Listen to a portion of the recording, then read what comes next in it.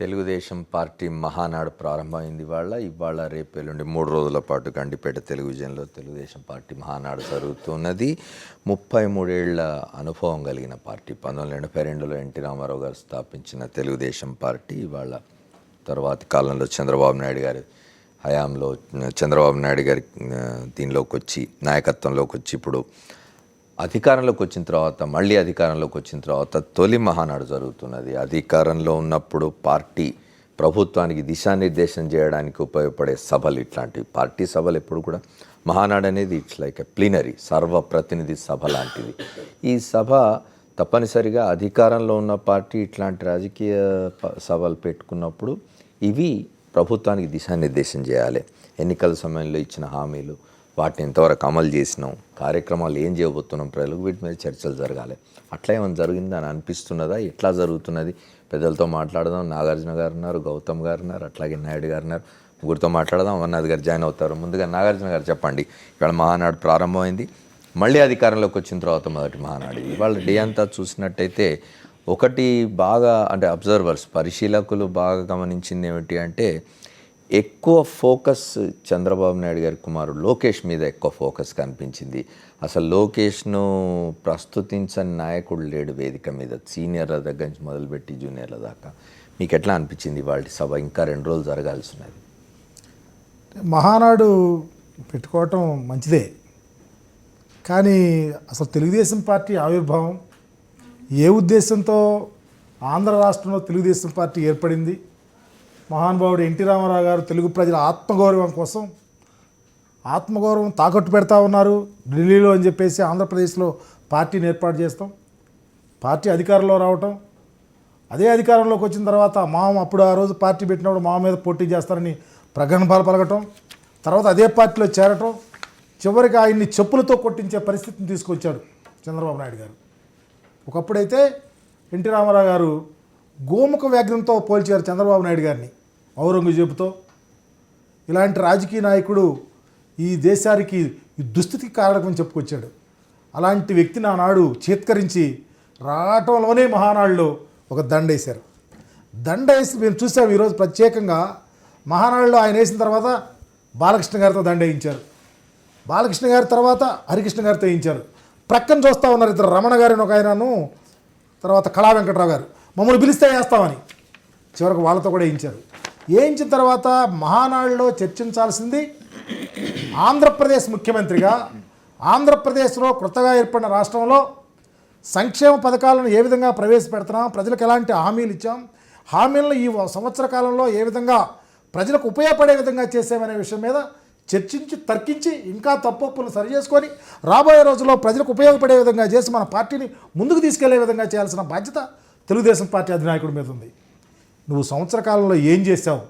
Congress party వాళ్ళు ఈరోజు CD ఇచ్చారంటే, ఛాలెంజ్ చేస్తూ ఉన్నారంటే కారణం నువ్వు అసంబద్ధమైన ప్రేలాపనలు, ప్రజలకు ఆమోదం లేనటువంటి అనేకమైన హామీలు.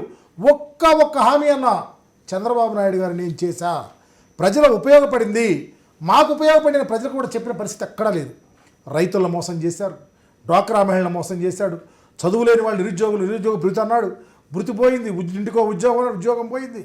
రాజధాని కోసం భూములు 4 పంటలు పండే భూముల్ని లాక్కుని పోలీసులతో భయపెట్టి తీసుకొస్తా ఉన్నారు. అదే కాకుండా అనేకమైనటువంటి ఏ కార్యక్రమం కూడా ఒక్కటి కూడా ఈరోజు చూస్తూ ఉన్నాం. రాష్ట్ర విభజనప్పుడు అనేకమైనటువంటి హామీలు వచ్చినాయి, దాన్ని కూడా నిర్వర్తించే పరిస్థితి లేదు. అదే కాకుండా స్వయం ప్రతిపత్తి గురించి నోరు మెతరులా డూడు బసవన్లాగా గాడిలాగా తొలుగుతూ ఉన్నారు. కానీ కేంద్ర ప్రభుత్వంలో మీరు ఎందుకు హామీ ఇచ్చారు, చేయటం లేదని అడిగే పరిస్థితి లేదు. అదే కాదు, మీ మంత్రులు ఉన్నారు, 2 మంత్రులను పెట్టుకున్నావు. మరి ఈ ప్రాంతం ఇక్కడ ఆంధ్రప్రదేశ్లో మంత్రులు ఉన్నారు, వారిని తీసివేయటమో మేడలను తీసి ఈ రాష్ట్ర ప్రజలకు హామీ ఇచ్చాం, నిర్వర్తించాలని అనే పరిస్థితి లేదు. అవే కాదు, ఈరోజు రాష్ట్రంలో అనేకమైన కార్యక్రమాలు తిరోధకాలు ఇస్తూ ఉన్నారు. మీ జయం తెలుగుదేశం పార్టీ కార్యకర్తల జేబులు నింపటం, నాయకుల జేబులు. ఈరోజు నీరు చెట్టు కార్యక్రమం తెలుగుదేశం పార్టీ ఓన్లీ కార్యకర్తలు నాయకులు గ్రాబింగ్ చేస్తూ ఉన్నారు, లక్షల కోట్లు సంపాదిస్తూ ఉన్నారు. ఈ పరిస్థితి కోసం మహానాడులో ఎక్కడన్నా చర్చించారా? కొడుకు కోసం. మహానాడు ఈరోజు పెట్టింది లోకేష్ గారి కోసమే. లోకేష్ గారిని మహానాడులో ప్రమోట్ చేసి భారతదేశంలో మీ పార్టీ భారతదేశ పార్టీ అంతర్జాతీయ పార్టీకి వెళ్ళాలంటే మరి దరిదాపు Okay. 4 రాష్ట్రాల్లో మీరు పార్టీ ఉండాలా, Okay. 6% ఓటింగ్ ఉండాలా. ఈరోజు ఏదో చేసేసామంటే ఎక్కడ ఆంధ్రప్రదేశ్ తెలంగాణలో ఈరోజు లేదు. తెలంగాణలో ప్రతిపక్ష హోదా నిర్వర్తించలేక కాంగ్రెస్ పార్టీ వాళ్ళు ధూమ్ధామ్ అంటున్నారు. మీ వాళ్ళు ఏమో ఒకటేమో అటు ఒకటి ఇట్లా అవుతా ఉన్నారు. మీరేమో ఒక పార్టీ వాళ్ళ గురించి మాట్లాడుతూ ఉన్నారు. ఈరోజు తెలంగాణ రాష్ట్ర సమితి గురించి మాట్లాడే ముందు ఆంధ్రప్రదేశ్లో మీరు మిగిలిన పార్టీ వాళ్ళని ఎంత తీసుకెళ్లారు అది చెప్పాల్సిన బాధ్యత లేదా? అలాంటి పరిస్థితి లేదు. ఓన్లీ లోకేష్ బాబుని ప్రమోట్ చేయించడం, Right. నీ వారసుడుగా ఆయన తీసుకెళ్లే పరిస్థితిని Okay. ఈరోజు చూస్తా ఉన్నారు. కానీ ఆంధ్రప్రదేశ్ లో నాగార్జున ఈవెన్ తెలుగుదేశం పార్టీలో ఉన్న కార్యకర్తలకు కూడా మేలు జరగలేదు Right. అని నాగార్జున దమ్ముంటే ఖచ్చితంగా తెలుగుదేశం పార్టీలో మహానాడులో నిర్ణయించాలి. మిగతా పెద్దలతో కూడా మాట్లాడదాం. మనతో అమర్నాథ్ గారు జాయిన్ అయ్యారు, ప్రెస్ కౌన్సిల్ ఆఫ్ ఇండియా సభ్యులు, సీనియర్ పాత్రికేయులు. అట్లాగే గౌతమ్ గారు ఉన్నారు, ఏపీసీసీ ప్రధాన కార్యదర్శి. అట్లాగే నాయుడు గారు ఉన్నారు, తెలుగుదేశం పార్టీ నాయకులు. వారితో మాట్లాడదాం. ముందుగా అమర్నాథ్ గారు చెప్పండి, ఇవాళ తెలుగుదేశం మహానాడు ప్రారంభమైంది. సాధారణంగా రాజకీయ పార్టీలు జరిపే మహాసభలు ఇట్లాంటి ప్లీనరీలు అంటాం, లేకపోతే సర్వప్రతినిధి సభ అంటాం. ఇవి పార్టీ గురించి డిస్కస్ చేస్తాయి, లేదా అధికారంలో ఉంటే పార్టీ అధికారంలో ప్రభుత్వాన్ని దిశానిర్దేశం చేస్తుంది, ప్రజలకు ఏం చేయాలనేది. గత సంవత్సర కాలంలో తెలుగుదేశం పార్టీ అధికారంలోకి వచ్చిన తర్వాత ఏం చేసింది, ఏం చేయాల్సి ఉంది అనేది కూడా పార్టీ చర్చించి ప్రభుత్వానికి దిశానిర్దేశం చేయాలి. మీకేమనిపించింది ఇవాళ సభ చూస్తే? ఇంకా 2 రోజులు జరగాల్సి ఉన్నది. ఇవాళ మొత్తంగా రోజంతా చూస్తే హాజరు కొంచెం తక్కువగా ఉన్నది. తర్వాత ప్రధానంగా బయట వినిపించింది, మీడియాలో కనిపించింది ఏమిటంటే తెలుగుదేశం పార్టీని జాతీయ పార్టీగా ప్రకటించబోతున్నారనే ఒక చర్చ జరగబోతుంది అనేది వచ్చింది. కేంద్ర రాష్ట్ర సంబంధాల గురించి కూడా చర్చ జరుగుతుందని చెప్పారు. అట్లాంటివి ఏం జరిగినట్లేదు. ఇవాళ డే అంతా కూడా చంద్రబాబు నాయుడు గారి పుత్రుడు లోకేష్ స్మరణతోటి సరిపోయిందని చెప్పి మీడియా చెప్తున్నది. అంటే 1 సంవత్సరం పూర్తయింది, అధికారంలోకి వచ్చిన తర్వాత జరుగుతున్న ఇది మొదటి మహానాడు. ఏం చేద్దంటే ఆయన మహానాడు అయిపోయాక ఏదో మినీ మహానాడు అని జరిపారు. ఎన్నికల రిజల్ట్స్ వచ్చాక ఈ అధికారంలోకి రావడానికి ముందు, అధికారాన్ని చేపట్టడానికి ముందు, ఆ తర్వాత ఇది మొట్టమొదటి మహానాడు. దీంట్లో న్యాచురల్గా వారు చేసింది, వారు చేయబోయేది, చేసిన దాని మీద సమీక్ష, చేయబోయేదానికి దిశానిర్దేశం చేయడం అన్నది ప్రధాన కర్తవ్యం. ఇంకొకటి ఏంటంటే ఈ ఆల్ ఇండియా పార్టీ చేయడం అన్నది is more technical than anything. ఇప్పుడు ఎంఐఎం ఉంది, దానికి ఒక రిప్రజెంటేషన్ ఉన్నది. మొన్నటి వరకు దాని మీద ఎక్కువ ప్రచారం జరిగింది. మహానాడు అనుకున్నప్పుడు ఇప్పుడు ఎలా అంటే మనకి ఒక దురదృష్టకరమైన పరిణామం ఏంటంటే మీడియా మేనేజ్మెంట్ ఎక్కువైపోయింది. మీడియా మేనేజ్మెంట్ ఉండడం ఎప్పుడు కూడా అవసరం, కానీ మీడియా మేనేజ్మెంట్ ఏంటి అసలు మన జర్నలిస్టులకి అర్థం కావడం లేదు, రాజకీయ పార్టీలకి అర్థం అవడం లేదు, ఆ మేనేజ్మెంట్ని ప్రాక్టీస్ చేసేవాళ్ళు కూడా అది కావడం లేదు. మీడియా మేనేజ్మెంట్ అవసరం. మీడియా మేనేజ్మెంట్ అంటే మీ పాయింట్ ఆఫ్ వ్యూని ఎఫెక్టివ్గా మీడియా ముందు పెట్టడం. You have to manage your message to go to the media ఎఫెక్టివ్గా, డిస్టార్షన్స్ లేకుండా మీరు అలా కాదు. డిస్టార్షన్స్ ఉన్నప్పుడు కరెక్ట్ చేయడం, మీ పాయింట్ ఆఫ్ వ్యూ వారి మీద ఎఫెక్టివ్గా పెట్టడం అనేది మీడియా మేనేజ్మెంట్. ఈ వాళ్ళ అది తలకిందులైంది. మీడియా మేనేజ్మెంట్ వాళ్ళంతా కూడా మీడియా ప్లాంటర్స్ అయిపోతున్నారు. స్టోరీలు ప్లాంట్ చేయడమే మీడియా మేనేజ్మెంట్ అనుకునే దుస్థితికి ఈ రాజకీయ పార్టీలు, ఈ మీడియాలో మేనేజ్ చేస్తున్న వాళ్ళకు వస్తుంది. దాంట్లో పార్టీకి కూడా తెలియని విషయాలు వచ్చేస్తున్నాయి. దానికి అలాంటి దాంట్లో ఇది ఆల్ ఇండియా పార్టీ అయిపోతుంది, ఏదో దీనివల్ల ఏదో కిరీటాలు ఏవో వచ్చేస్తాయన్నది ఒక అంటే హైప్ క్రియేట్ చేయడం. దానివల్ల అది మోనీ టెక్నికాలిటీ. ఏం చేద్దంటే నేను దీనికి బ్యాక్గ్రౌండ్కి వెళ్ళాలి ఒక్కసారి, if you allow me. Background ఏంటంటే ఎమర్జెన్సీ టైంలో Indira Gandhi toyed with an idea of banning regional parties. అంటే అది ఎఫెక్టివ్గా రాలే. దాంతో మొదట కంగారు పడిపోయి చేసేసిన వాళ్ళు మన ఎంఐఎం ఒకటి, రెండోది ఏఐడిఎంకే ఒకటి. జాతీయ పార్టీ ఏముంది, ఒకటి ఏఐడిఎంకే ఉందంటే ఏఐఎన్ ఆల్ ఇండియా అని పెట్టుకున్నారు. ఇది ఎంఐఎం వాళ్ళు ఉన్నారంటే ఏఐఎన్ దీనికి దగ్గరించుకున్నారు. ఇది దీని నేపథ్యం. ఆ రోజుల్లో కంగారు పడిపోయి చేసిన పనులు ఇవి. దాని అవసరం రాలే. ఏం చేద్దంటే ఇందిరాగాంధీ ముందుంటే ఏమో దాంట్లో భాగంగా రెండు రాష్ట్రాల్లోనూ పార్టీ ఉంటున్నప్పుడు వారు దాన్ని 2 రాష్ట్రాల్లోనూ 2 భాగాలు చేసి అమర్నాథ్ గారు ఇవాళ ప్రధానంగా ముఖ్యమంత్రి చంద్రబాబు నాయుడు గారు, తెలుగుదేశం పార్టీ అధ్యక్షులు ముఖ్యమంత్రి చంద్రబాబు నాయుడు గారి ప్రసంగంలో కనిపించిన వాటిలో ప్రధానంగా అంటే వెంటనే కొట్టొచ్చినట్టు కనిపించి విమర్శకు దారితీసినవి 2. పొరుగు రాష్ట్రమైన తెలంగాణలోని తెలంగాణ రాష్ట్ర సమితిని పశువుల్లాగా కొంటున్నారు మా వాళ్ళని చెప్పడం ఒకటి. రెండవది కాంగ్రెస్ అధికారం కోల్పోయి జీవోత్సవంలో ఉన్నది దాదాపుగా. గౌతమ్ గారు అంగీకరించకపోవచ్చు, మేము చాలా యాక్టివ్గా ఉన్నామని అనొచ్చు, కానీ సంవత్సర కాలంగా చాలా నిర్జీవ స్థితిలో ఉన్న కాంగ్రెస్ పార్టీని ఇంకా తిడుతున్నారు చంద్రబాబు నాయుడు గారు.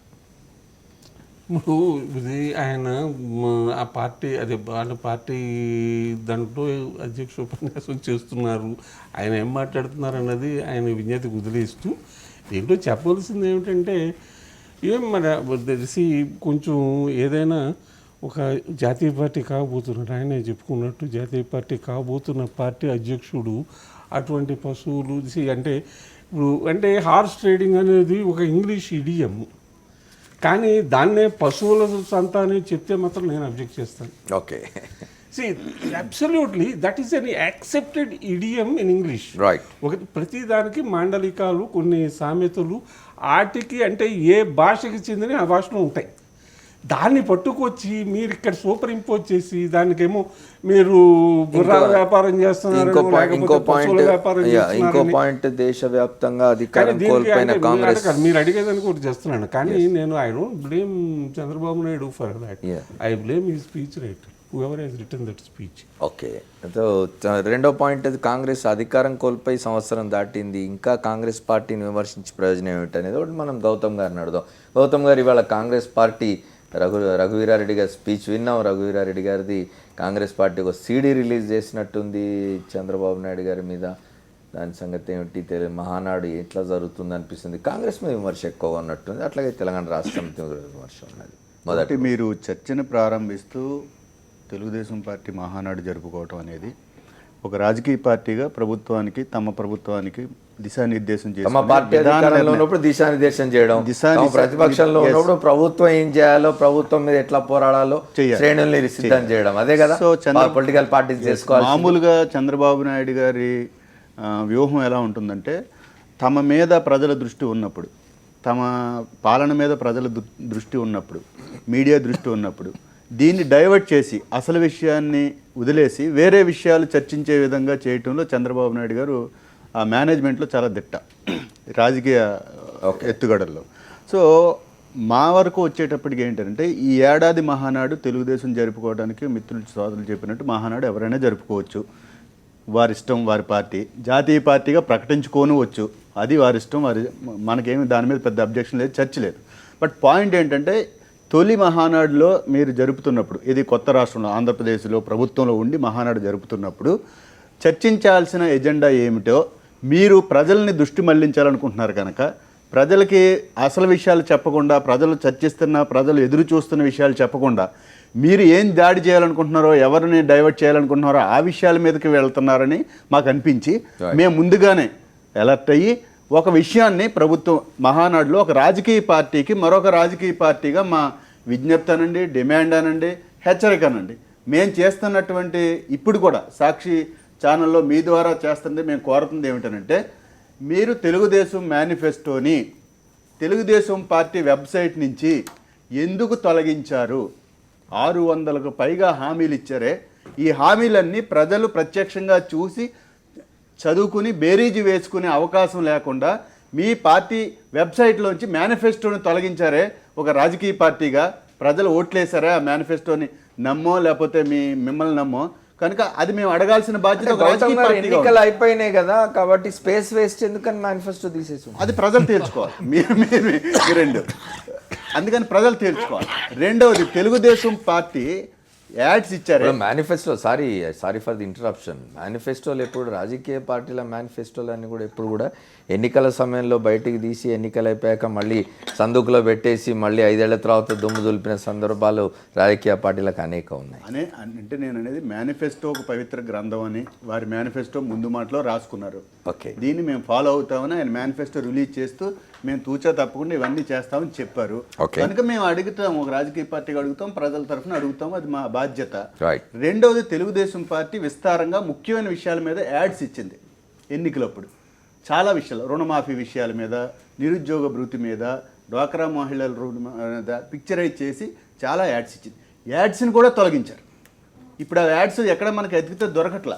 మేము ఒక సీడీ నేను ఎలక్షన్ కమిషన్కి ఇవ్వడానికి, ఈవేళ రిలీజ్ చేయడానికి గత 3 నెలల నుంచి చాలామంది అక్కడక్కడ ఎక్కడెక్కడో టీవీలని వాళ్ళని బతిమాలి చేస్తే చిన్న సీడీ అయింది. చాలా సీడీలు ఉన్నాయి ఇంకా. కనుక మేము అడుగుతున్నది ఏంటంటే ప్రజల తరఫున మేము చెప్పే కొత్త విషయాలు ఏమీ లేవు. తెలుగుదేశం పార్టీ పెట్టిన మేనిఫెస్టో అంశాలని మళ్ళీ ఒకసారి గుర్తు చేసి చర్చించండి, రివ్యూ చేయండి అని అడుగుతున్నాం. రెండో విషయం ఏం అడుగుతున్నాం అంటే, చంద్రబాబు నాయుడు గారు కాంగ్రెస్ పార్టీని ఈ మహానాడులో విమర్శించడం కాదు, గత ఏడాది నుంచి ఎక్కడికి వెళ్ళినా ఆయన విమర్శించి వస్తున్నారు. ఓకే, ఒక రాజకీయ పార్టీగా మమ్మల్ని విమర్శించినా పర్లా, ఒక పాలసీగా విమర్శించను. ఏ పాలసీ మీద విమర్శిస్తున్నావు మమ్మల్ని నువ్వు? తెలంగాణ ఇచ్చి విభజించి ఆంధ్ర రాష్ట్రంలో డిపాజిట్ లేకుండా కోల్పోయిందనే అంశం మీద, రాష్ట్రాన్ని నాశనం చేసేసిందనే అంశం మీద ఈయనేదో పెద్ద సమైక్యవాదిగా ఉన్నట్టు కాంగ్రెస్ పార్టీని విమర్శిస్తున్నారు.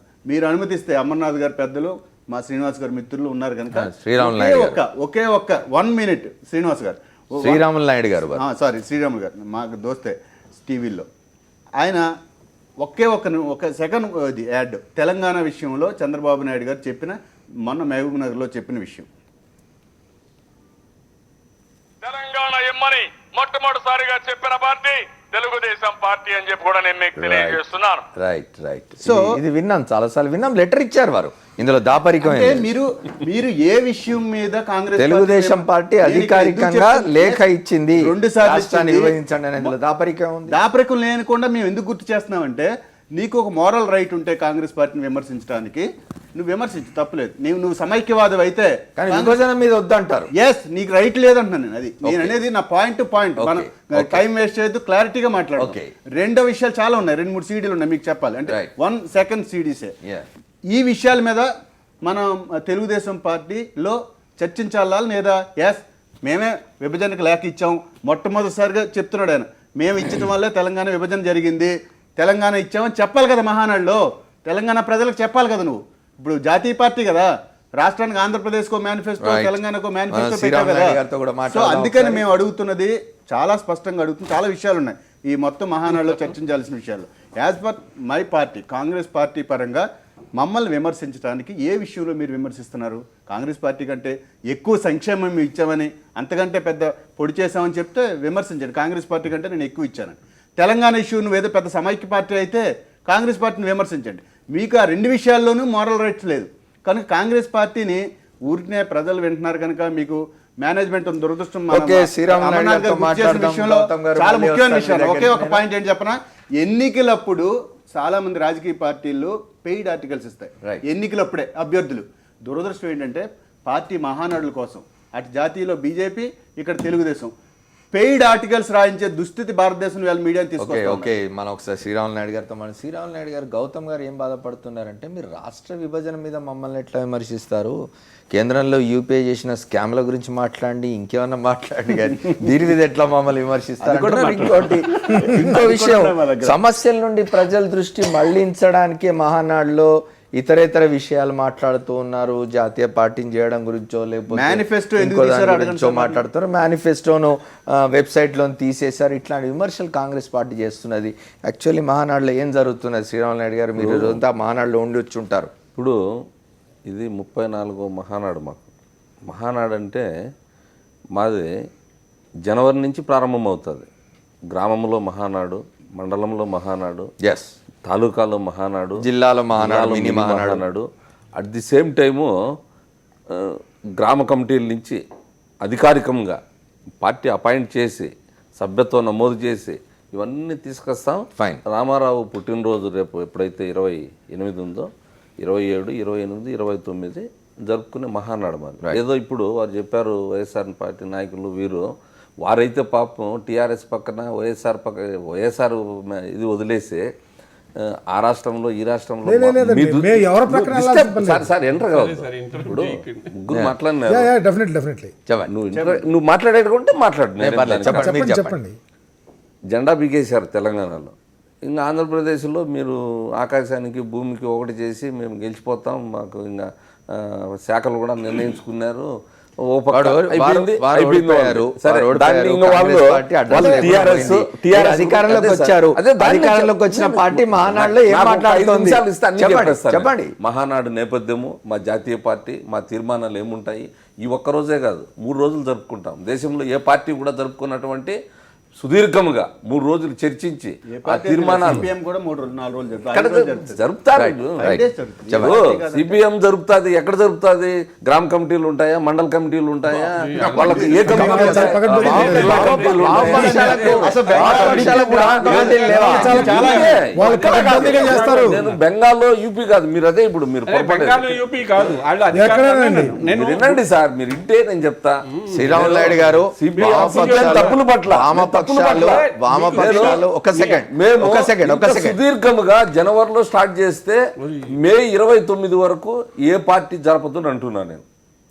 మా సభ్యత్వాలు కానీ, గ్రామ స్థాయిలో కానీ, జిల్లా స్థాయిలో కానీ, మండల స్థాయి, నియోజకవర్గము, అక్కడి నుంచి వచ్చినటువంటి అంశాలన్నింటినీ కూడా సమస్యల మీద ఏం చేయాలా అనేటువంటివి కూడా మాకు అన్నీ కూడా మొత్తం ఈరోజు మహానాడుకు వస్తాయి. అవి కూడా చర్చిస్తాం 3 రోజుల్లో. కాబట్టి మహానాడు నేపథ్యము తెలిస్తే మాట్లాడదు. కానీ ఈరోజు ఆ సూచన లోకేష్ భజన ఎక్కువైపోయింది అంటున్నారు. నేను అదే వారు అంటున్నారు కాబట్టి వినండి. లోకేష్ కోసమే జరుగుతున్నాడు మహానాడు అంటే కరెక్టే, లోకేష్ వయస్సు దాంట్లో సెకండ్ థాట్ లేదండి. లోకేష్ కోసమే జరుగుతుంది. ఇప్పుడు కాదు సార్, ఈ రోజు చెప్పిందంతా విన్నా కదా. మీ ప్లీనరీ ఇడుపులపాయలు ఎట్లా జరుగుతా ఉంది, ఏ విధంగా జరిగింది, ఇప్పుడు మీ పార్టీ ఇంతవరకు ఇష్యూస్ పోతున్నాయి. మీరు వింటే కదా నేను చెప్పేది. మీ మహానాడు తప్పపట్టలేదని నేను చెప్తున్నాను. ఇంకోటి నాయుడు గారు. మీ మహానాడు శ్రీరాములు నాయుడు నేను గారు. చెప్పింది నేను శ్రీరాములు చెప్పాను. గారు, శ్రీరాములు మీరు నాయుడు గారు. ఒక పార్టీ మీరే చెప్పండి. ఇంకో పార్టీ క్లియర్ గా చెప్పాలంటే అడ్రస్ లేని పార్టీకి కేర్ ఆఫ్ అడ్రస్ రఘువీరారెడ్డి. తప్పది. అడ్రస్ లేని పార్టీ జాతీయ పార్టీ అది. ఏమే? నువ్వు 60 ఏళ్ళు జాతీయ భారతదేశం పార్టీలో పరిపాలించిన పార్టీ. లేదా అంతర్జాతీయ నీకు అంత జ్ఞానం పార్టీలో లేకుండా కాంగ్రెస్ ప్రజలని పార్టీ టీడీపీ వినండి గురించి సార్. మాట్లాడితే మళ్ళీ చాలా నువ్వు తప్పది. మాట్లాడు. చాలా తప్పది. విమర్శించు. నేను తెలుగుదేశం పార్టీ అడ్రస్ జాతీయ లేదని మాట్లాడాము మేము. జాతీయ పార్టీ తెలుగుదేశం ఈరోజు పార్టీ అడ్రస్ లేదని మాట్లాడలేము మేము. జాతీయ స్థాయిలో లేదు, తప్పది. మీరు రాష్ట్ర మాట్లాడద్దు. స్థాయిలో లేదు. మీకు ఏమే? issues ని divert చేయొద్దు. పూర్తిగా అది భూస్థాపితం మీరు నేను అయిపోయింది. అడిగిన issues చెప్పండి. రఘువీరారెడ్డి No, no, ఇంకా no. రేపు మీరు- నెక్స్ట్ వచ్చే ఎలక్షన్ లో కూడా శ్రీరాములు నాయుడు గారు, డిపాజిట్ల కోసం శ్రీరాములు నాయుడు గారు, కాపాడుకోవాలి. శ్రీరాములు నాయుడు గారు, కాబట్టి గౌతమ్ గారు, అటువంటి గౌతమ్ గారు, ఒక్క వ్యక్తి, నిమిషం. అటువంటి గౌతమ్ గారు, పార్టీ చేసే శ్రీరాములు నాయుడు గారు, విమర్శలకు స్పెసిఫిక్ గా ఒక ప్రశ్న అండి మీకు. సార్, సార్, స్పెసిఫిక్ గా ఒక ప్రశ్న. ఈ రోజు మొదటి రోజు మీరు చెప్పిందంతా కరెక్టే. మీరు జనవరి నుంచి మొదలుపెట్టి మే 27 దాకా మీకు గ్రామ స్థాయి నుంచి మీరు రాష్ట్ర స్థాయి వరకు జరుపుతారు, చివరికి మహానాడు జరుపుకుంటారు. ఇది 32-33 సంవత్సరాలుగా కొనసాగుతున్నది. తెలుగుదేశం పార్టీ ఎన్టీ రామారావు గారు స్థాపించడానికి నేను కాదనడం లేదు. ఇవాళ ప్రారంభమైన మహానాడులో మొదటి రోజు ఉదయం నుంచి సాయంత్రం వరకు కూడా చివరికి తీర్మానాల్ని కూడా రేపటికి వాయిదా వేసుకోవాల్సిన పరిస్థితి తీసుకొచ్చి మొత్తంగా రోజంతా లోకేష్ భజనతోటే సరిపోయింది అనేది విమర్శ. లోకేష్ ఓన్లీ కార్యకర్తల సంక్షేమం గురించి మీరు చూశారు కదా. ఆయన మాట్లాడటం కాదు, మాట్లాడిన సీనియర్ నుంచి జూనియర్ నాయకుల వరకు ఆయన గురించి మాట్లాడారు. ఉపాధి కల్పిస్తున్నాము, ఏ విధంగా I'll come ఆదుకుంటున్నాము. back to you. ఇప్పుడు నేను వాళ్ళ పార్టీల గురించి నేను పోలేదు కానీ మా పార్టీలో గత ఎప్పటి నుంచో విద్య పైన కానీ, ఆరోగ్యం పైన కానీ, కార్యకర్తల సంక్షేమం అవేం రాలేదండి. పేదవాళ్ళు ఎవరు ఉంటారో, చంపబడినటువంటి పిల్లలు వాళ్ళందరినీ కూడా అదే గండిపేటలో పెట్టి 1500 మందిని చదివిస్తాను. అవన్నీ కూడా మేము మననం చేసుకుంటాం. అది లోకేష్ ద్వారానో లేదా నేను కూడా ఒక్కొక్కసారి తీర్మానాలు ప్రవేశపెట్టిన వ్యక్తిని అదే గండిపేటలో అదే చోట రామారావు ఉన్నప్పటి నుంచి మొన్న లాస్ట్ మహానాడు కూడా వ్యవసాయం పైన, తర్వాత నీటిపారుదల పైన రకరకాల మాది చర్చ వస్తుంది. కాబట్టి మాది జాతీయ పార్టీ కూడా మీరు అన్నారు. జాతీయ పార్టీ టెక్నికల్ గా మన పెద్దలు అమర్నాథ్ గారు నాకంటే సీనియర్ జర్నలిస్టు, మీరు కూడా సీనియర్ జర్నలిస్టు. దానికి టెక్నికల్ గా కొన్ని అవరోధాలు ఉన్నాయి, వాస్తవమే. దానికో మేము మా సవరణ, మా యొక్క ప్రణాళికలో ఏదైతే ఉందో దాన్ని 2 రాష్ట్రాలకు అధ్యక్షులు పెట్టడము, కేంద్ర కమిటీగా రూపాంతరం చెందడము, మేము దాన్ని ఈ రోజు సవరణ ప్రవేశపెట్టాము. రేపు మన్నాడు చర్చ ఉంటుంది, ఆమోదం ఉంటుంది. చర్చ కొనసాగించే ముందు ఒక షార్ట్ బ్రేక్ తీసుకొని వచ్చేస్తాం. వైఎస్ఆర్ పార్టీను కాంగ్రెస్ ఒక షార్ట్ బ్రేక్ తీసుకొని వద్దాం. Let us take a short break and come back.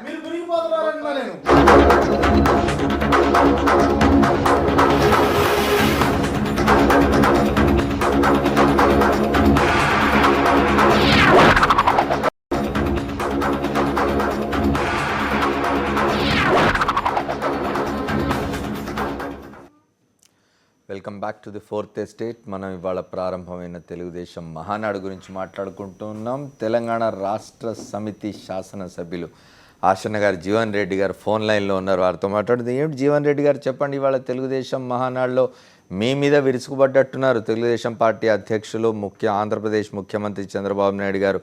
మీరు సంతలో పశువుల్ని కొన్నట్టు కొంటున్నారు, ఎమ్మెల్యేలని చెప్తూ ఉన్నారు. అట్లాగే తెలంగాణ అమరవీరుల గురించి అసలు పట్టించుకోవడం లేదు టీఆర్ఎస్ ప్రభుత్వం అని చెప్పి విమర్శిస్తున్నారు. మీరేమంటారు? అమెరికా యాత్ర ఎట్లా జరిగింది?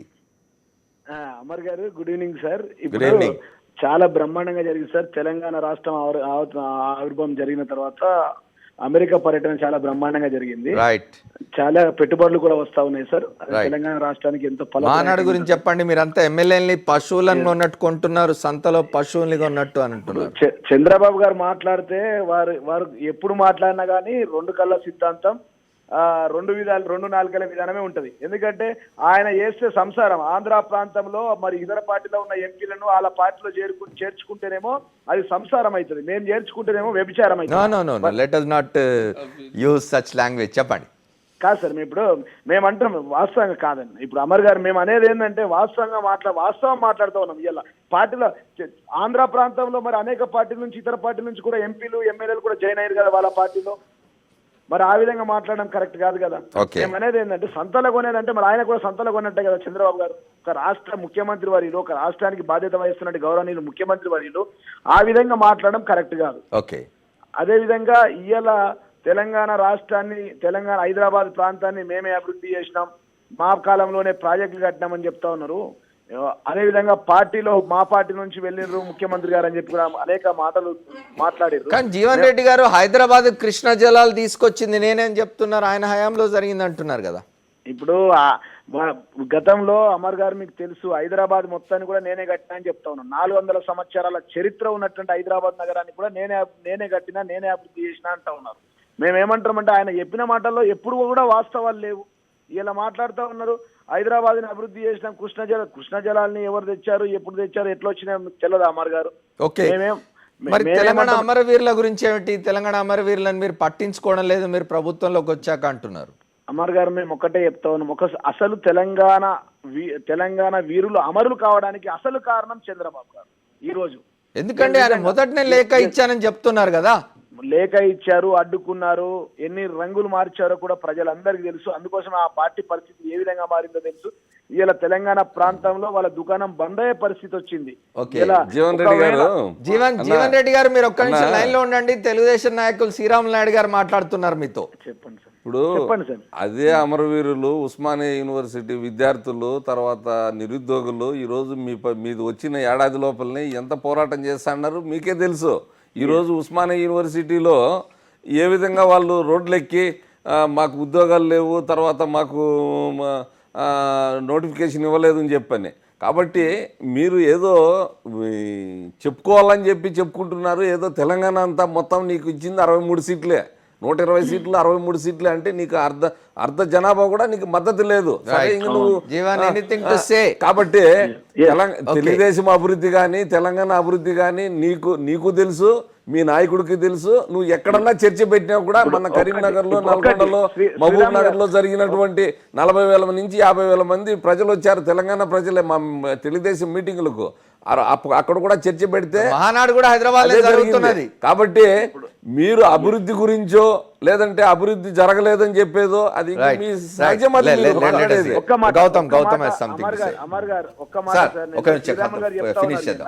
చెప్పండి. ఇంకొక మాట అన్నారు జీవన్ రెడ్డి గారు, కృష్ణా జలాలకు ఫస్ట్ ఫేజ్ కానీ సెకండ్ ఫేజ్ కానీ ఈ రోజు నీళ్లు వచ్చేది హైదరాబాద్ ఒక్క తెలుగుదేశంతోనే ఈరోజు. ప్లీజ్. ఇప్పుడు ఈ రోజు వారు మాట్లాడుతూ ఉన్నారు విద్యార్థుల గురించి కానీ అమరవీరుల గురించి కానీ. మేము చెప్తా ఉన్నాం ఇవాళ పూర్తిగా తెలంగాణ రాష్ట్రం వచ్చిన తర్వాత తెలంగాణ రాష్ట్రాన్ని అభివృద్ధి చేసే విధంగా ఒక కుటుంబంలో ఎంత మంది ఉంటే అంతమందికి లబ్ధి చేకూరే విధంగా మా అభివృద్ధి పథకాలు ఉంటే ఈ విధంగా విమర్శించడం తగదని చెప్పి కుటుంబంలో బాగా అభివృద్ధి జరిగింది.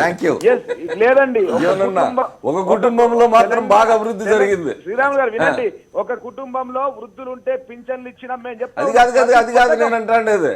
ఆసరా పథకము జీవన్ రెడ్డి గారి నియోజకవర్గంలో తప్ప వాళ్ళ నియోజకవర్గంలో 22,000 మందికి ఇప్పించారు వాళ్ళు. తర్వాత కేసీఆర్ నియోజకవర్గంలో లేదు. ఎంటైర్ ఇప్పటికి సరైనటువంటి దాన్ని ఛానల్ చేయాల ఇంకా ఆసరా పథకం మీద. కాబట్టి మీరు ఆసరా గురించి చెప్తే రెడ్డి గారు అపహాస్యం అవుతుంది. జీవన్ రెడ్డి గారు చెప్పండి, టైం తక్కువ ఉంది మనకు. నాణానికి ఒకవైపు బొమ్మ, మరొక వైపు గొలుసులాగా, ఒకవైపు అభివృద్ధి పథకాలు, మరొక వైపు సంక్షేమ పథకాలు. లెక్క దాదాపుగా 60-70 సంక్షేమ పథకాలు ఇవాళ మేము ఇంప్లిమెంటేషన్ లో ఉంటే తగదు. Thank you. కరెక్ట్ కాదని చెప్పి నేను Sriram thank you Jeevan. Thank you. మనం నాగార్జున గారితో గౌతమ్ గారితో మాట్లాడండి. చెప్పండి అన్న. ఏం లేదు, మేము మహానాడు జరుపుకోవచ్చని, జాతీయ పార్టీ చేసుకోవచ్చని చర్చ మొదలుపెట్టి మీరన్న అభిప్రాయాన్ని కూడా జోడించి పార్టీ నిర్దేశం చేయాలి ప్రభుత్వానికి, విధానాల మీద, ప్రజల సమస్యల మీద. వీలుంటే సమీక్ష చేసుకోవాలి, ఇచ్చిన హామీలు ఏ మేరకు నెరవేరాయి పార్టీ పరంగా. అలా చేస్తే ప్రజలకు మంచిది, రాష్ట్రానికి మంచిది అనేది మేము చెప్తూ కొన్ని ప్రధానమైన విషయాలను గుర్తు చేసాం. ఎందుకు గుర్తు చేసాం? అది కూడా ఆయన కాంగ్రెస్ పార్టీ మీద మాకు ఎదురుదాడి చేస్తున్నాడు కనుక ప్రజల సమస్యలు చర్చించకుండా మేము ప్రజల సమస్యల్ని మళ్ళీ ఒకసారి గుర్తు చేసాం. చంద్రబాబు నాయుడు గారిని వ్యక్తిగతంగా ఏమి తిట్ల, కానీ శ్రీరాములు నాయుడు గారు మొదలు పెడతామే కాంగ్రెస్ పార్టీ అడ్రస్ లేని పార్టీ అని మొదలుపెట్టి వ్యక్తిగత విమర్శలు చేస్తాను. నేను చెప్తున్నాను అంటే ఇదే చంద్రబాబు నాయుడు గారు కాంగ్రెస్ పార్టీలో ఎమ్మెల్యే అయ్యి మంత్రి అవ్వకపోతే పాపం ఎన్టీఆర్ గారు పిల్లనిచ్చేవాడు కాదు. ఎన్టీఆర్ గారు కాదు సరే, నేను అనేది కాంగ్రెస్ పార్టీ గురించి టీడీపీ వాళ్ళు చెప్తే అర్థం లేదు కదా. లేదు అన్న, ఒక నిమిషం. ఎన్టీఆర్ గారు విమర్శిస్తే అర్థం ఉంది కానీ చంద్రబాబు నాయుడు గారు ఎన్నికల ముందు కాంగ్రెస్ పార్టీ ఎమ్మెల్యే నువ్వు నిజంగా కాంగ్రెస్ పార్టీని విమర్శిస్తే నేను అభ్యంతరం లేదు, ఎట్లా పాలసీస్ ఉన్నది. నేను అనేది ఇదే ఎన్నికల ముందు కాంగ్రెస్ పార్టీ ఎమ్మెల్యేలని సుమారు 70 మంది నువ్వు చేర్చుకుని ఆ ఎమ్మెల్యేలతో నువ్వు కాంగ్రెస్ గెలిపించుకుని వేళ ప్రభుత్వంలో ఉండే కిచిడీ తెలుగుదేశం కనుక మీరు ఎట్లా కాంగ్రెస్ పార్టీ విమర్శిస్తారు? రెండవది ప్రత్యేకించి నేను అడిగిన దానికి మీరు మేనిఫెస్టో విషయం ఎందుకు తీశారని అడిగాము, మీరు చెప్పారా?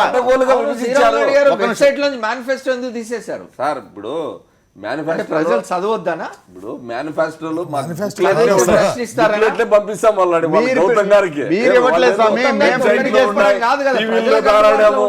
మేము ఇప్పుడు కూడా తెలుగుదేశం పార్టీ మేము ఎప్పుడు కూడా ఇచ్చిన హామీల మీద కానీ మేనిఫెస్టోలో కానీ మేము చేసే తీర్మానాలు కానీ అపోజిషన్లో ఉన్నా, ప్రతిపక్షంలో ఉన్నా, రూలింగ్లో వచ్చినా ఎప్పుడు కూడా మరుగును పెట్టే సంస్కృతే కాదు. మీకు కావాలంటే గ్రంథాలు ఉంటాయి, పంపిస్తాయి.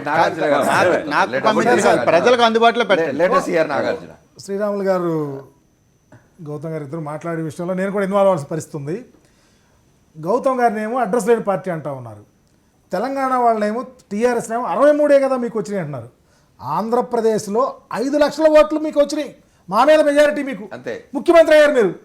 ఒక్క పనున్నా ఇచ్చిన మా హామీలో ఒక్కటి చేయకపోగా బాధ్యతాయుతమైన మంత్రులు, బాధ్యతాయుతమైన ముఖ్యమంత్రి, ఆవు చేను అయితే గేద దూడలు గట్లు మోస్తాయి అన్నట్టు విష పురుగు కరిస్తే దాని పిల్లలు కూడా కరిస్తే కూడా విషం ఎక్కుతుంది. ఆ పరిస్థితి చంద్రబాబు నాయుడు గారు ఐఏఎస్లు ఐపీఎస్లతో విజయవాడలో మీటింగ్ పెట్టి మీరు మా పార్టీ కార్యకర్తలను చూడనట్టు పొమ్మన్నాడు.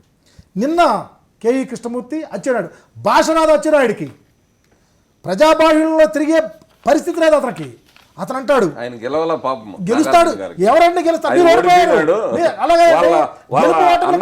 ఓడిపోయినాడు పాపం. ఆయన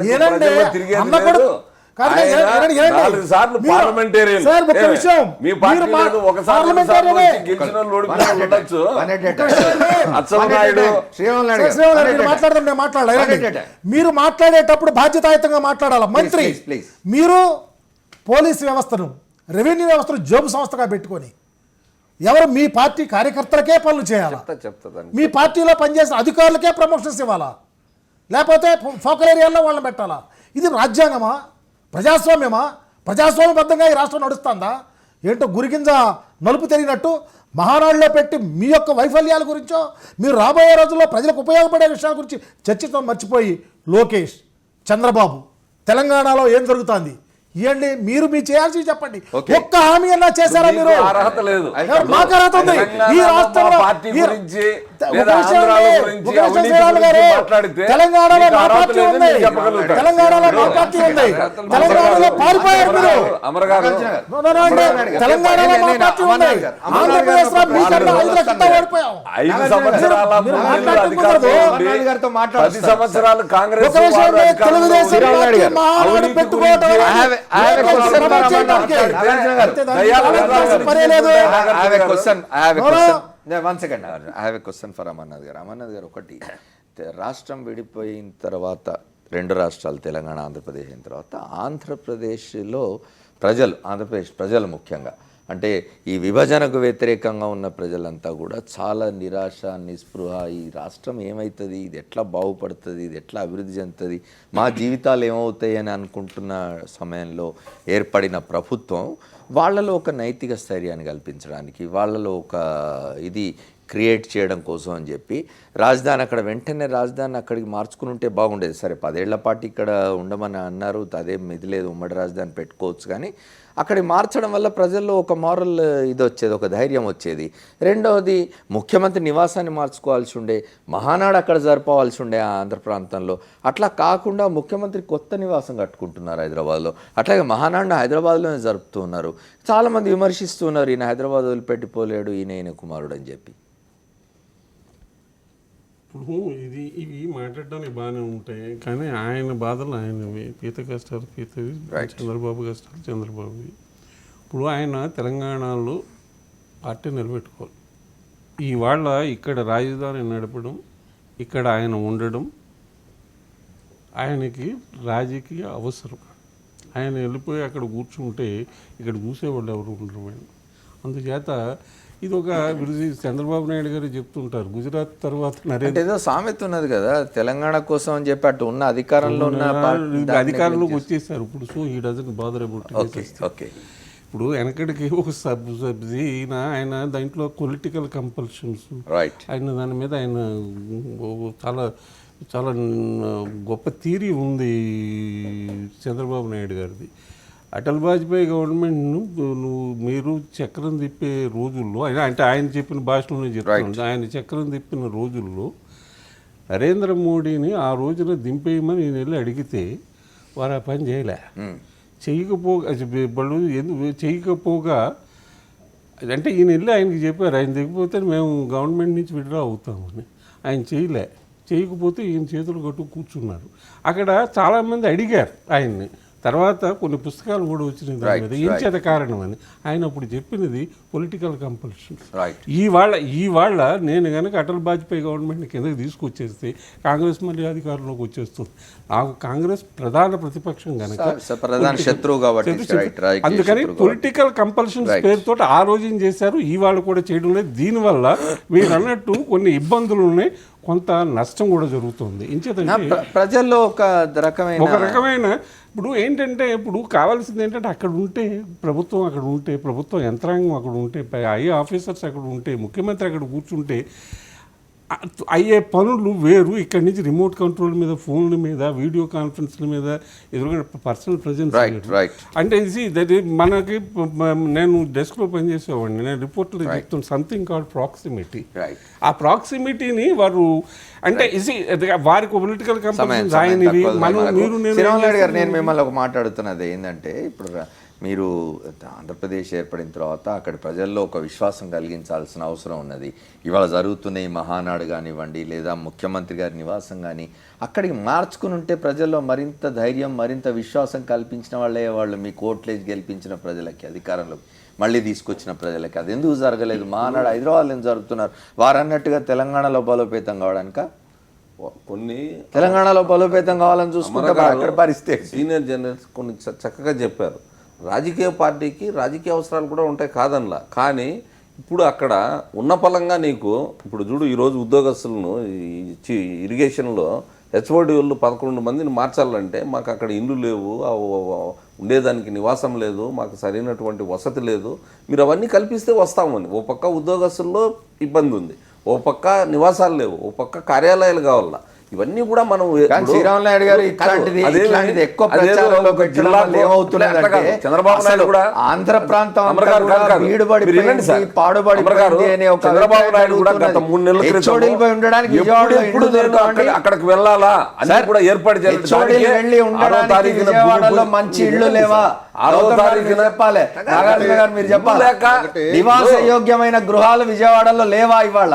కాదు వారికి మరి అంత దీనంగా ఉందా బెజవాడ పరిస్థితి?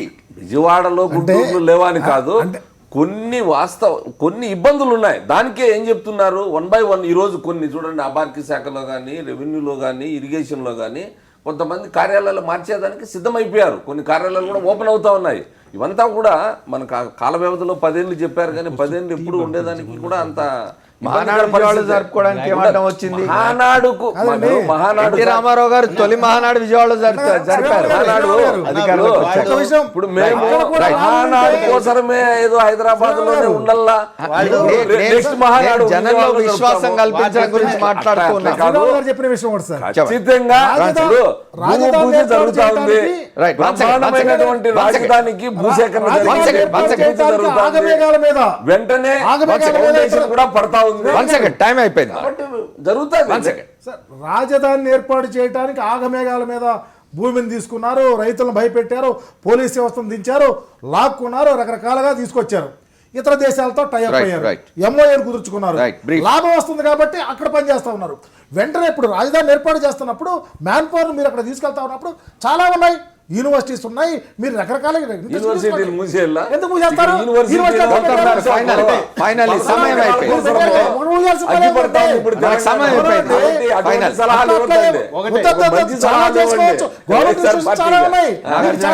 నాగార్జున గారు ఫైనల్ అడ్మినిస్ట్రేషన్ పరంగా మీరు చేసుకోవడం ఒక రాజకీయ పార్టీగా వాళ్ళు విజయవాడలో జరుపుతారా, హైదరాబాద్లో జరుపుతారా, రేపు జాతీయ పార్టీ అయితే చెన్నైలో జరుపుతారా, జరపనండి. కానీ అమర్నాథ్ గారు చెప్పిన ఒక ముఖ్యమైన విషయం ఏంటంటే ఆంధ్రప్రదేశ్ ప్రజలు ఓట్లు వేసేశారు, ప్రభుత్వం ఇచ్చేశారు. 5 ఏళ్ల పాటు వాళ్ళ సమస్యల గురించి మాట్లాడాల్సిన అవసరం లేదు, వాళ్ళకు దగ్గరగా ఉండాల్సిన అవసరం లేదు, వాళ్ళకు భరోసా ఇవ్వాల్సిన అవసరం లేదు, ఏ అవసరమూ లేని ఒక ప్రత్యేకమైన పరిస్థితి అక్కడ అధికారులు ఉన్నారు. కనుక అక్కడ పెట్టుకోకపోయినా పర్వాలేదు. మేము కోరుతుంది ఒకటే, మేము కోరుతుంది చాలా సింపుల్. మళ్ళీ మహానాడులో కనుక డబ్బు లేకపోయినా ఏడాది క్రితం మీరు ఏదైతే ప్రామిసెస్ చేశారో ప్రజలకు సంబంధించిన విషయాలు నెరవేరుస్తా, అది మహానాడు కాదు, అది మహానాడు అవ్వదు, అప్పుడు దగానాడు అవుతుంది అనేది మా పని జరుగుతుందని ఆశిద్దాం. ఇవన్నీ అయిపోయినాయి కనుక అంటే మా మీడియా గోల్ ఒకటి చెప్పుకోవాలి అందరికీ. ఇవాళ కొన్ని ఛానల్స్ని, కొన్ని న్యూస్ పేపర్లని అక్కడికి రాకుండా చేసేసారు, అక్కడికి రానివ్వలే. కానీ వారు ఒక సెల్ఫ్ సర్వింగ్ ఆర్గ్యుమెంట్ చేస్తున్నారు. మన అక్కడ చాలామంది కమ్యూనికేషన్ ఎక్స్పర్ట్స్, మీడియాకి సంబంధించిన నిష్ణాతులు అక్కడ ఉన్నారు. నేను వారిని అడిగేది ఏమిటంటే, మాకు వారి కవరేజ్ అక్కర్లేదు అంటున్నారు, అందుకని మేము వాళ్ళని రానివ్వను అంటున్నారు. అది సెల్ఫ్ సర్వింగ్. మీడియా ఉన్నది అక్కడ వాళ్ళకి కవరేజ్ ఇవ్వడానికి కాదు, వాళ్ళకి కవరేజ్ ఇవ్వడం ముఖ్య ఉద్దేశం మీడియా ప్రజలకు సమాచారం తెలియజేయడానికి. దీంట్లో వారు చాలా అప్రజాస్వామికంగా, మరి ఆయన మీడియా ఎక్స్పర్ట్లు అక్కడ ఉన్నారు, వారు చెప్పాలి. మీడియా కమ్యూనికేషన్స్ అడ్వైజర్ ఉన్నారు అక్కడ. ఆయన అంటే నాకు చాలా గౌరవం ఉంది, ఆయన తెలుసున్నవాడు, సబ్జెక్ట్ తెలుసున్నవాడు. అలాంటి వాడు చంద్రబాబు నాయుడికి తెలియదని కాదు. ఇవన్నీ కూడా నేరో పొలిటికల్ కన్సిడరేషన్స్ తోటి దాన్ని చేస్తున్నారు. దీన్ని మాత్రం నేను చెప్పాను, జర్నలిస్ట్ యూనియన్లు ఎలాగా ఖండించాయి, కానీ జర్నలిస్ట్ యూనియన్లు ఒకటి మర్చిపోకూడదు. ఇవాళ ఏ పార్టీ కూడా పర్మనెంట్గా అధికారంలో ఉండదు. అది తెలుగుదేశానికి తెలుసు, కాంగ్రెస్ కి తెలుసు. తెలుగుదేశం పార్టీ మీడియా ఎప్పుడు కూడా ఆ విధంగా చూడదు, సాక్షి గౌరవించేదే తెలుగుదేశం మీడియా. ఇంకొక ఛానల్ ని కూడా మహానాడులోకి ప్రవేశం లేదనే విషయం మీకు తెలియాలా? మీకు తెలిసి ఉంటుంది. అది జరగకుండా ఉంటే బాగుంటుంది. ప్రజాస్వామ్యంలో రాజకీయ పార్టీలు తీసుకోవాల్సిన నిర్ణయం కాదు, తీసుకోవాల్సిన వైఖరి కాదు. మళ్ళీ ఒకసారి తెలుగుదేశం పార్టీకి నేను విజ్ఞప్తి చేస్తున్నాను, దాని అధినేతకు విజ్ఞప్తి చేస్తున్నాను, ఇది మంచిది కాదు. అందరికి కృతజ్ఞతలు. ఏమైనా మహానాడు జరుగుతున్నది 3 రోజులు, మళ్ళీ అధికారంలోకి వచ్చిన తర్వాత తొలి మహానాడు జరుగుతున్నది. ప్రభుత్వం చేయాల్సిన పనులు, ప్రభుత్వం చేస్తున్న పనుల మీద చర్చ జరగాల్సి ఉంది. వచ్చే 2 రోజులు మహానాడు ఎట్లా జరుగుతుందో చూద్దాం. ఇది వాళ్ళ ఫోర్త్ ఎస్టేట్. రేపటి ఫోర్త్ ఎస్టేట్లో మళ్ళీ కలుద్దాం. State Yoon to Sakshi. This is Amar signing off.